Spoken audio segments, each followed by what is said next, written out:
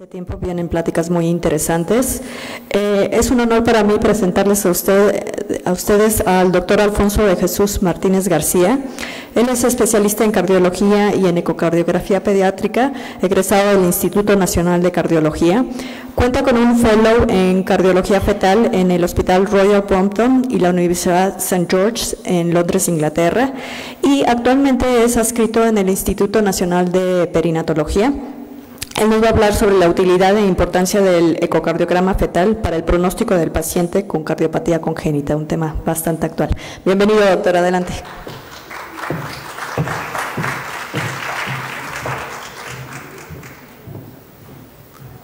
Hola, muy buenos días a todos. Primero que nada quiero agradecer a la doctora María José García Pasquel por la invitación y a todo el comité organizador a este encuentro de pediatría. Muchas gracias por la invitación. Bueno, vamos a empezar la plática. Sabemos que las cardiopatías congénitas tienen mucha relevancia en la actualidad, y justamente ha habido una transición epidemiológica en cuestión de cuáles son las causas principales de muerte en México, ¿no? Entonces, las malformaciones congénitas han subido en cuestión de las causas de mortalidad y ahorita ya representan la segunda causa de mortalidad. Por lo tanto, es muy importante tratar de abordar estos problemas no una vez que nace el bebé, sino antes de que nace. Entonces, los que trabajamos con pacientes todos los días, tenemos que saber distinguir entre lo normal de lo anormal. Entonces, en un universo de bebés o de fetos, donde todos parecen iguales, tenemos que saber distinguir las diferencias y encontrar aquellos que tienen alguna alteración. Entonces, 1 de cada 100 niños nace con una cardiopatía congénita. Esto actualmente la American Heart Association tiene un programa importante de detección de cardiopatías congénitas, y parte de esto es concientizar a la población mundial de que 1 de cada 100 niños va a tener un problema de cardiopatía congénita. Sabemos que en México no es la excepción, es un problema de salud pública y representa la segunda causa de mortalidad según la última estadística del INEGI en el 2015, y la prevalencia se dice que va de 8 a 12 por cada 1000 recién nacidos vivos, es decir, 1 de cada 100. En el 2015, esta estadística es del INEGI, hubo 2.300.000 nacimientos, y si hacemos justamente la estadística de 1 de cada 100 niños nace con cardiopatía congénita, entonces habríamos tenido 18.829 niños con cardiopatía congénita. Entonces, realmente estos números son alarmantes, y sobre todo porque sabemos que el manejo de estos niños puede ser muy complicado. Ahora, el periodo neonatal es la etapa en la cual van a ocurrir la mayoría de las muertes por cardiopatía congénita. Esta estadística es del 2013, y vemos aquí que de las muertes que hubo en el 2013 por cardiopatías congénitas, 3.593 en menores de 1 año, más del 50% ocurrió en los primeros 28 días de vida, es decir, en la etapa del recién nacido.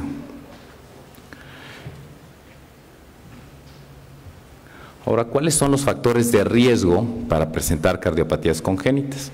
Esta plática está enfocada justamente al diagnóstico prenatal de cardiopatías tratar de identificar aquellas madres que son más susceptibles a poder tener un bebé con cardiopatía congénita. Entonces, dentro de los factores de riesgo los podemos dividir en dos. Unos son los factores de riesgo maternos y otros son los factores de riesgo fetales.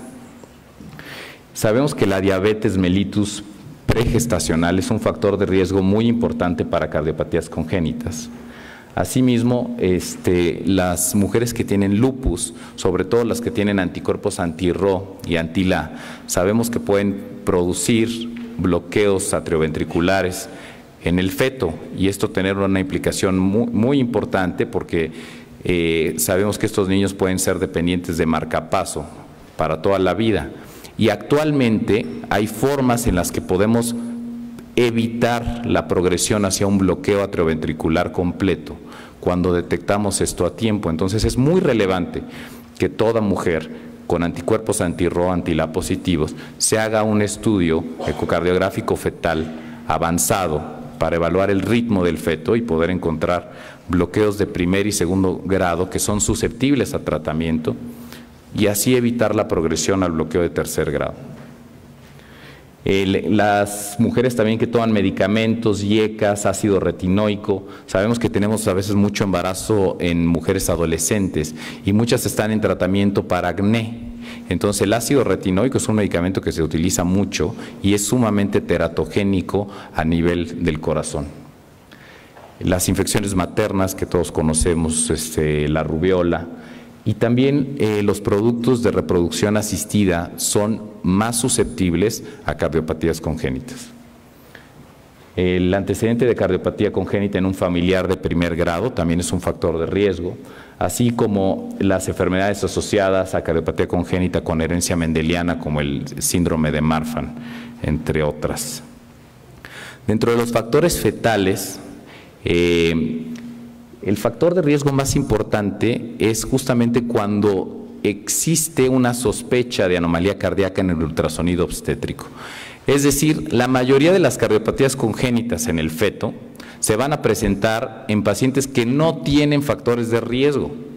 Eso es lo más grave de todo, o sea que puede ser una mujer que esté en una edad completamente ideal para un embarazo, que haya llevado el mejor control prenatal, que no tenga ningún factor de riesgo. La mayoría de las cardiopatías congénitas se presentan en estas mujeres. Entonces, la sospecha de una alteración cardíaca en el ultrasonido obstétrico, ese es el factor de riesgo número 1, que amerita justamente una evaluación mucho más a detalle para saber el diagnóstico ya detallado de la cardiopatía congénita que presenta. Alteraciones del ritmo, siempre que presentan taquicardia, bradicardia o ritmos irregulares, amerita también un estudio más profundo para ver si no son alteraciones intrínsecas en el corazón. Las alteraciones cromosómicas, sin duda, pues todo paciente en quien se detecta que tiene síndrome de Down o cualquier otra alteración, ya sea genética o cromosómica, se le tiene que ofrecer ya un estudio de cardiología fetal para poder justamente detectar exactamente qué cardiopatía puede presentar. La translucencia nucal aumentada, sin duda cuando está por arriba del percentil 95 en el ultrasonido de primer trimestre, o cuando está arriba de 3 milímetros, es un factor de riesgo independiente para cardiopatía. O sea, sabemos que la translucencia nucal aumentada nos habla de que hay riesgo para cromosomopatías, pero también es un factor independiente para cardiopatías. Si hay derrame pericárdico o hidrops fetal, y también en los gemelos monocoriónicos tenemos más riesgo de cardiopatías. La clasificación de las cardiopatías en la vida fetal la podemos dividir en críticas, aquellas que requieren de cirugía cardíaca o cateterismo dentro de los primeros 28 días de vida, o mayores, que son las que requieren de cirugía cardíaca o cateterismo en el primer año de vida. Entonces, sobre todo tenemos que ir a identificar las cardiopatías congénitas críticas, porque estas ponen en riesgo la vida del bebé en los primeros 28 días de vida. En este estudio de Eckersley, justamente mostró la importancia que tiene el diagnóstico prenatal en la reducción de la mortalidad de los pacientes con cardiopatía congénita y sin duda en cómo impacta esto en el pronóstico de estos niños. Entonces, en este estudio se analizó la mortalidad en el primer año de vida en pacientes con cardiopatía congénita crítica. Los que tuvieron un diagnóstico prenatal tuvieron una mortalidad del 12%, mientras que los que tuvieron un diagnóstico tardío tuvieron una mortalidad del 29%, lo doble de los que tuvieron un diagnóstico prenatal. Entonces, es muy importante poder detectar estas cardiopatías en la vida fetal. Ahora, ¿cuándo se debe hacer entonces el tamizaje de cardiopatías congénitas?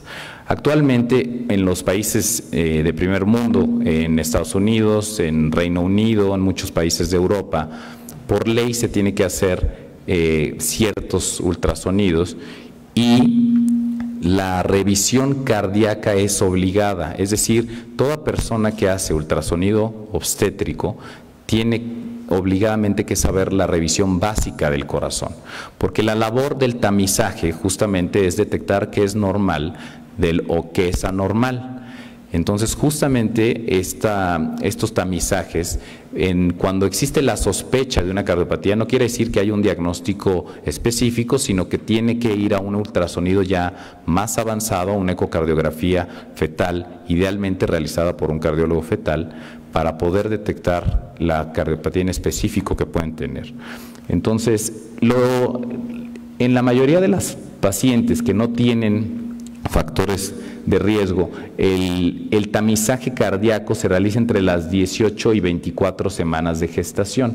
Este es el tamizaje normal que deberían de tener toda paciente embarazada.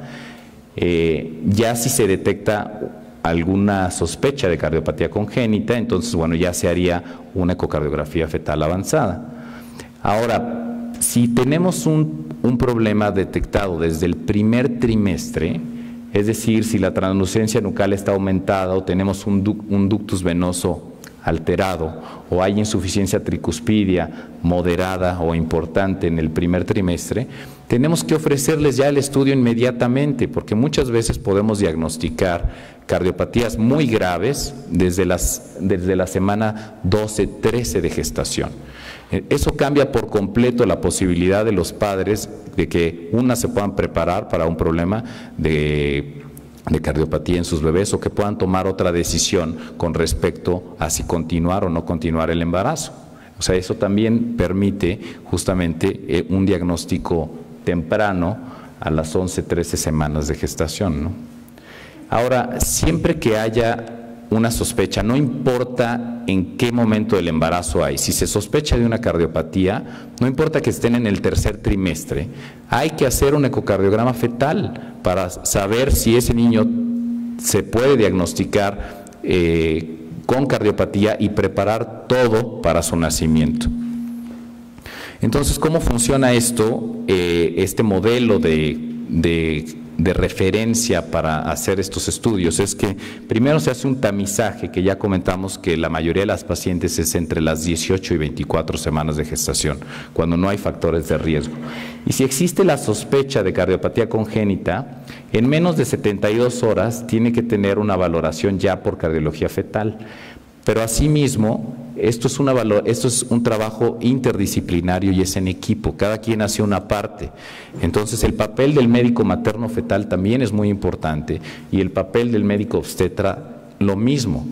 Una vez que se confirma el diagnóstico por cardiología fetal de una cardiopatía congénita y sabemos en específico cuál es la cardiopatía, cuál es el pronóstico y qué se va a hacer, se debe de hacer una sesión interdisciplinaria con neonatología, cardiología pediátrica, que a veces cardiología pediátrica y cardiología fetal a veces estamos en lo mismo, ¿no? Genética, obstetricia, psicología. Entonces, el diagnóstico tiene que ser integral y tenemos que sentarnos, todo el equipo que va a atender a estos pacientes, se tiene que sentar para planear y hacer un plan de nacimiento. El plan de nacimiento es lo más importante una vez que se tiene el diagnóstico.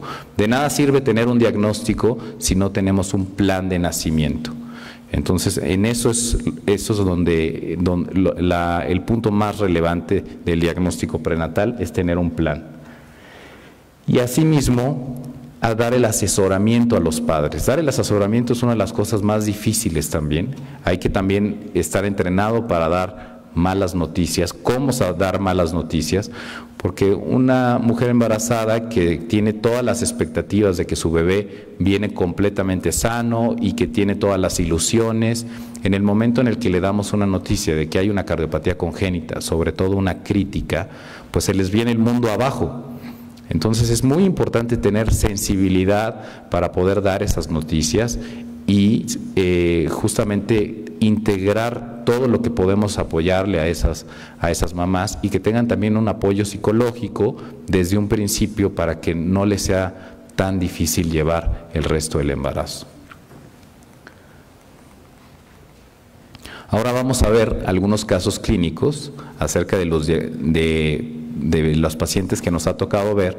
Les voy a presentar 3 casos clínicos de los diagnósticos prenatales que podemos hacer y cómo se ha aterrizado el diagnóstico prenatal en la atención directa de estos bebés. La primera es una paciente de 29 años, gesta 1, referida a las 28.4 semanas de gestación, y el motivo de evaluación en la clínica de cardiología fetal fue asimetría de cavidades en el corte de 4 cámaras. Entonces aquí, a diferencia del ecocardiograma pediátrico, el ecocardiograma fetal no tiene una forma en especial en la que se van a presentar las imágenes, sino que nosotros siempre, como esté la posición del feto, es como nosotros vamos a evaluar el corazón. No lo podemos poner en una posición en específica o estándar, ¿no? Entonces, todas las imágenes que van a ver, bueno, el corazón va a estar en todos lados, ¿no? Estas son 4 cámaras. Aquí vemos las cavidades izquierdas y estas son las cavidades derechas. Este es el atrio izquierdo, este es el ventrículo izquierdo, el atrio derecho y el ventrículo derecho. Y aquí el médico materno fetal que hizo esta evaluación muy bien detectó que podía tener un problema de cardiopatía porque había asimetría de cavidades. Entonces ya refirió este paciente con nosotros a la clínica de cardiología fetal, donde nosotros ya hicimos una evaluación completa de este bebito y vamos a ver qué fue lo que encontramos. Este es un corte a nivel de los 3 vasos, donde vemos arriba el arco ductal, abajo el arco aórtico, aquí está la vena cava superior. Y vean la diferencia de grosor que existe ahí entre el arco ductal y el arco aórtico. Entonces, sin duda llama la atención la asimetría y la desproporción que existe entre el arco ductal y el arco aórtico. Entonces, esta es una imagen de una publicación donde justamente hacen un índice aquí en donde se mide el arco aórtico distal y el arco ductal distal, y se hace una relación en esto, y los pacientes que tienen esta relación alterada pues tienen mucho más riesgo de presentar coartación aórtica.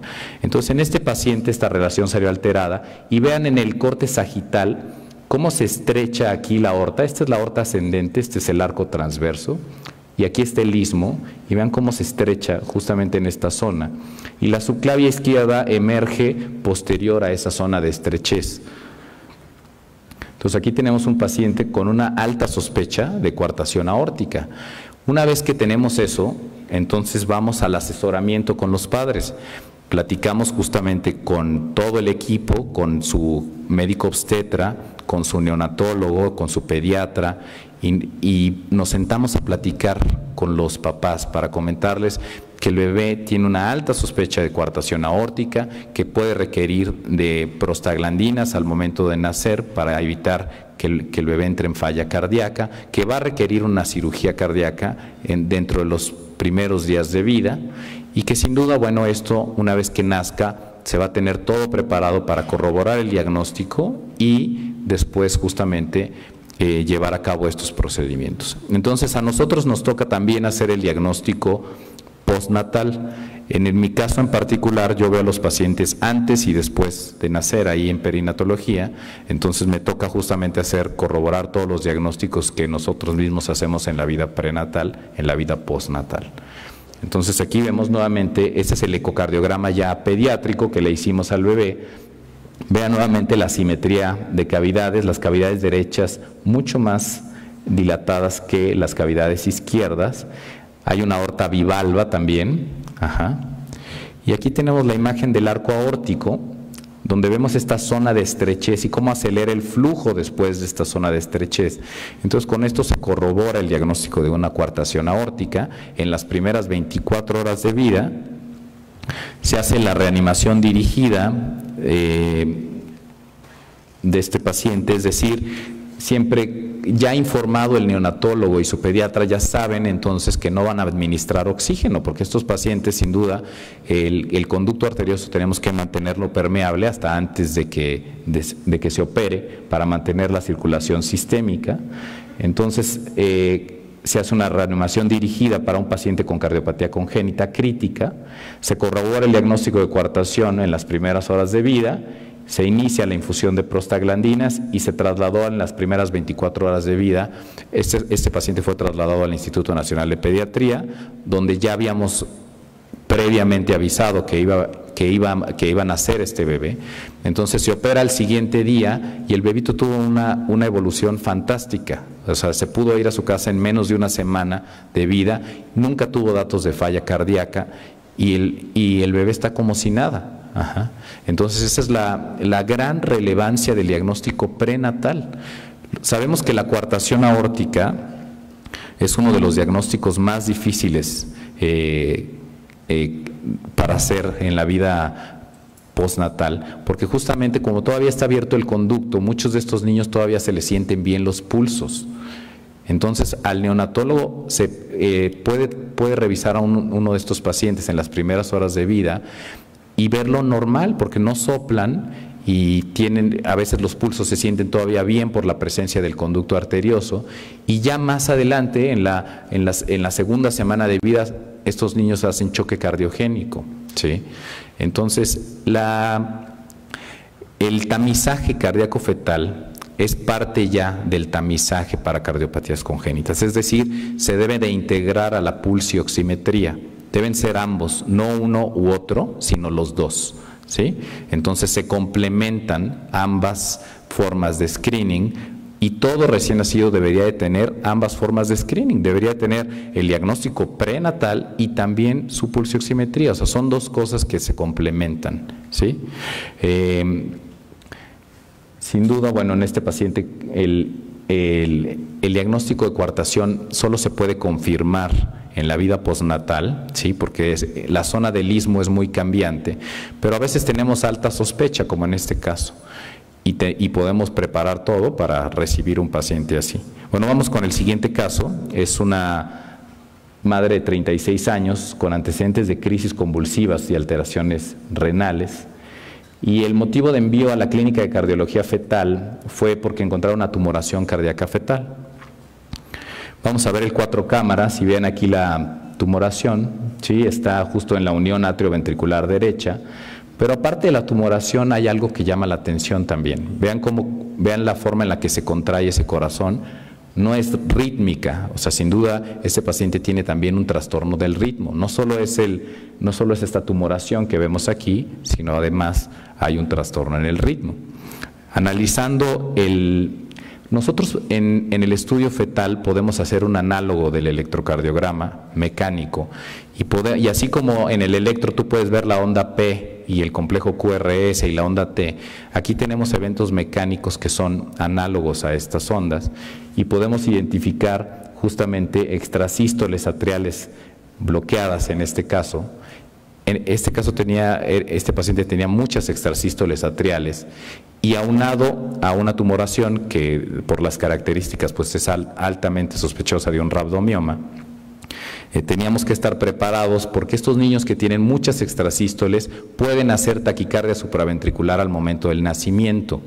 Entonces lo que hicimos fue que preparamos los medicamentos antes de que naciera el bebé, ya teníamos todo listo, teníamos listo catéteres y todo por si presentaba una taquicardia al bebé justo después de nacer, y esto fue lo que pasó en la reanimación neonatal. Entonces nace el bebé con una frecuencia de 248 latidos por minuto. Aquí vemos el corazón que está latiendo a esa velocidad. Administramos adenosina y bueno, ahí entra justamente en asistolia y vean cómo ahí va a empezar a latir otra vez el corazón. Entonces es un paciente que nació en taquicardia supraventricular, pero en quien predecimos que podía realizar justamente ese trastorno del ritmo, porque las extrasístoles que estaba teniendo eran muchas, ¿sí? Estaba teniendo más de 10 extrasístoles en un minuto, y por lo tanto tenía ese riesgo. Entonces este bebé nació en taquicardia supraventricular y en menos de 15 minutos quitamos la taquicardia supraventricular y ya empezamos el tratamiento antiarrítmico vía oral.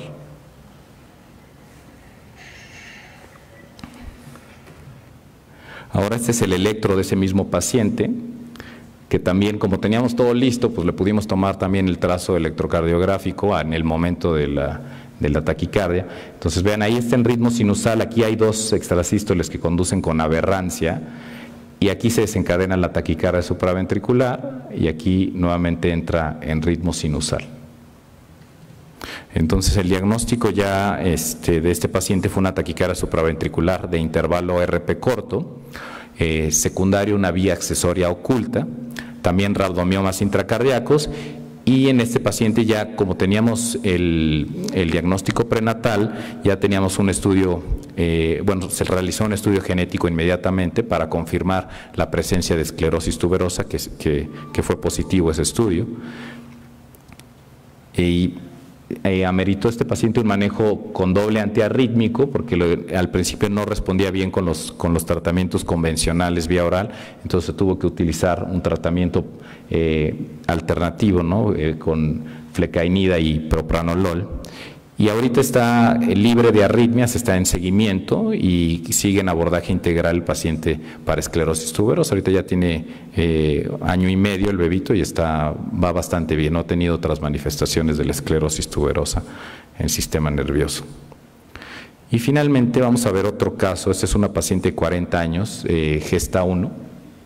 Fue referida a la clínica de cardiología fetal a las 35.4 semanas de gestación y el motivo de envío es una tumoración cardíaca nuevamente. Vamos a ver, este es el atrio derecho, ventrículo derecho, atrio izquierdo, y vean el tamaño del tumor que abarca todo el ventrículo izquierdo.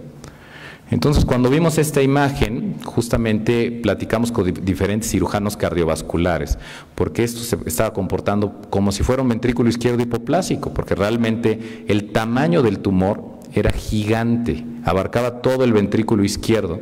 Entonces hablamos con diferentes cirujanos para ver qué era lo que se podía hacer y nos dijeron que esto era irresecable, que no se podía hacer, era una cirugía de muchísimo riesgo, que no podían resecar ese tumor tan grande. Entonces lo que hicimos fue buscar en la literatura y encontramos unos casos reportados donde habían dado un medicamento que se llama everolimus. El everolimus justamente actúa actúa para disminuir el tamaño de estos tumores y era un tratamiento que nunca se había realizado. Entonces lo que hicimos fue conseguir el medicamento todavía mientras el bebé estaba en la vida in útero. Empezamos a buscar la forma de conseguir el medicamento ahí en perinatología, porque luego los trámites administrativos tardan un poco cuando se tiene que comprar un nuevo medicamento. Y finalmente, ahorita van a ver cuál fue la evolución. Aquí vemos nuevamente algunas imágenes donde lo que más llama la atención es que el flujo a través del arco aórtico, aquí al final, el jet rojito que se ve al final, es el arco ductal, y el flujo en el arco aórtico era reverso, es decir, era un paciente que era completamente dependiente del conducto arterioso. Durante el asesoramiento de los padres se encontraron datos clínicos de esclerosis tuberosa en el padre, el cual desconocía padecer dicha enfermedad. O sea, el papá no sabía que él tenía esclerosis tuberosa y cuando le estábamos dando el asesoramiento, pues claro que nos dimos cuenta de que tenía muchísimos datos clínicos. Entonces también nos permitió hacer el diagnóstico en el papá y sin duda hacer la preparación del equipo multidisciplinario. Al examen físico, cuando nació esta bebita, fue una recién nacido femenino de término, nació por cesárea sin duda para tener todo listo, tenía un precordio hiperdinámico, dificultad respiratoria, los ruidos cardíacos sin soplos, los pulsos estaban palpables en las 4 extremidades por el conducto. Vean la saturación preductal, 88, y la postductal, 65%. O sea, lo que te habla de que sin duda la dependencia de la circulación por el conducto arterioso.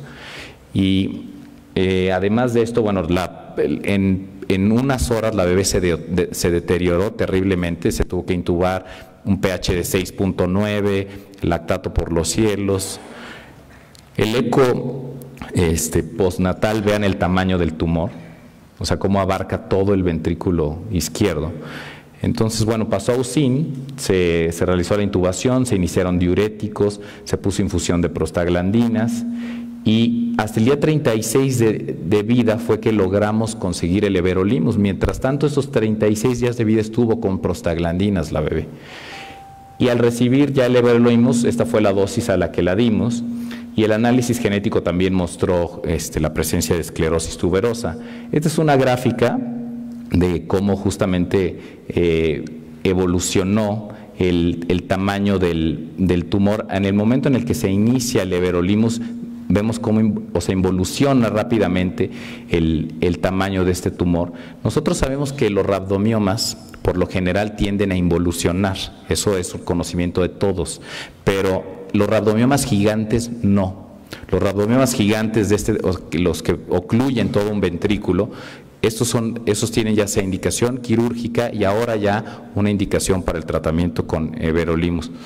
Este es el ecocardiograma antes del tratamiento con everolimus y después del tratamiento, de un mes de tratamiento con everolimus. Vean cómo involucionó el tumor en el ventrículo izquierdo. Vean la fracción de eyección que tenía, 15% antes del tratamiento, a diferencia de 59% después del tratamiento. Vean la radiografía de tórax. Vean el tumor ocupaba prácticamente todo el hemitórax izquierdo. Y vean después del tratamiento, sin duda los cambios electrocardiográficos, vean este supradesnivel del ST y luego cómo se corrigen estos cambios. Entonces este caso lo publicamos en Cardiology in the Young y también lo presentamos en un congreso internacional en Salzburgo y ganamos el premio porque ha sido el tumor más grande que se ha reportado, el rhabdomioma más grande que se ha reportado y con tratamiento exitoso. Bueno, pues ya sería todo. No sé si haya alguna pregunta o van a hacer después las preguntas. Gracias.